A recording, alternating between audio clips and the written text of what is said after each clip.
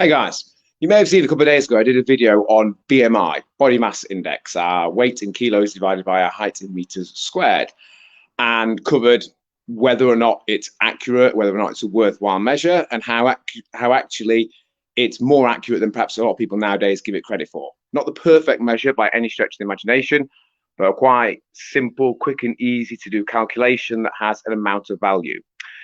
And I had a few comments and a few messages related to that and similar sort of things, with messages along the lines of, do you think we should take our value as a human being from a number? And the short answer to that is no. In fact, the full answer to that is no. We're far more than anything that. We are the accumulation of all our experiences. We are our personality, our beliefs, etc. So we're not a number. But then that doesn't mean that there isn't value to be gained from knowing certain numbers. To take gauge of where we're at in different areas, whether that be in our health and fitness, our body shape, whether it be in work or some other aspects of our life. There's value in knowing numbers and knowing how we can potentially improve them if we so wish. We don't have to. It's our life. We do what we want with it.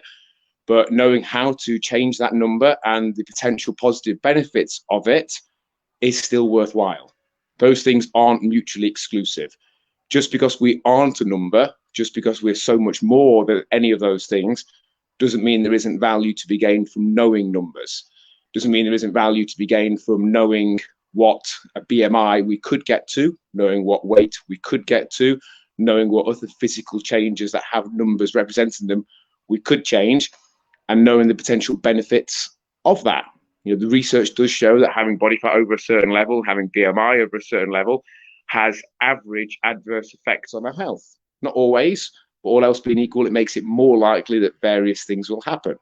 And again, it's our body, our life, we do what we want with it, but that then doesn't mean that it's not true that changing some of those numbers won't make it more probable that we'll have less of those conditions or wherever they may be.